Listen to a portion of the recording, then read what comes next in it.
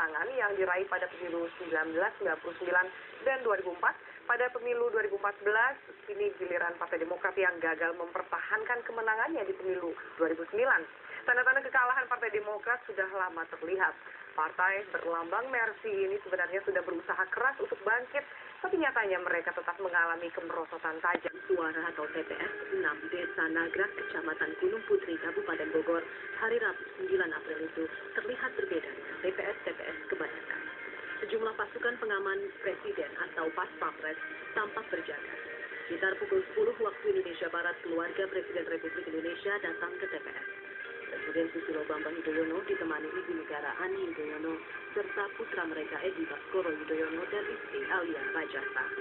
Usai mencoblos dan memberikan konferensi pers sejenak, SBY dan keluarga pulang ke rumah kediaman di Puri Cikias, Bogor.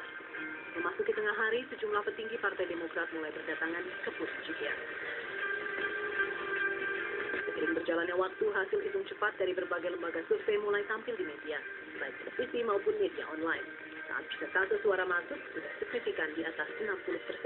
Kecenderungan perolehan suara Partai Demokrat ada di kisaran 9%. Suara itu stabil hingga hampir 100% suara quick count masuk. SBY dan Partai Demokrat sendiri menggunakan jasa Saiful Mujani Research and Consulting untuk penghitungan cepat ini. Hasilnya kurang lebih sama, menempatkan Partai Demokrat di angka 10%. Sejak siang muncul kabar SBY akan melakukan konferensi pers di Cikias. Semula konferensi pers dijadwalkan pukul 18 waktu Indonesia Barat atau jam 6 sore.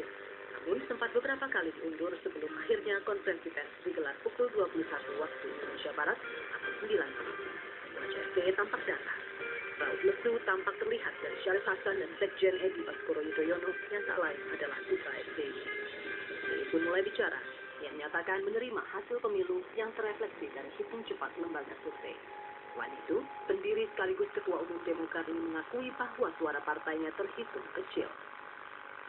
Partai Demokrat menurut hitungan tepat Saiful Mujani Research and Consulting, posisi sekarang ini dengan data masuk 93% lebih berada pada urutan keempat dengan perolehan suara 10,02%. Tentu ini perolehan yang relatif rendah jika dibandingkan dengan apa yang Partai Demokrat capai pada pemilihan umum tahun 2009 yang lalu.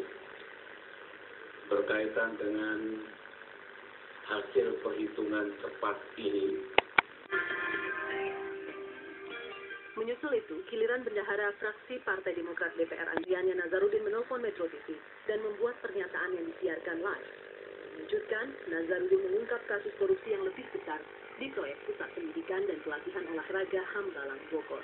Dalam perkembangannya, kasus ini menjerat Ketua Umum Partai Demokrat Anas Urbaningrum.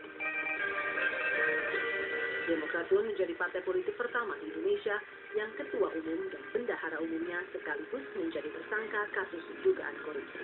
Demokrat pun terjun bebas. Survei yang dilakukan berbagai lembaga menunjukkan elektabilitas Partai Demokrat terjun bebas hanya di kisaran 7%. Angka itu berarti hanya sepertiga dari angka perolehan suara di pemilu 2009.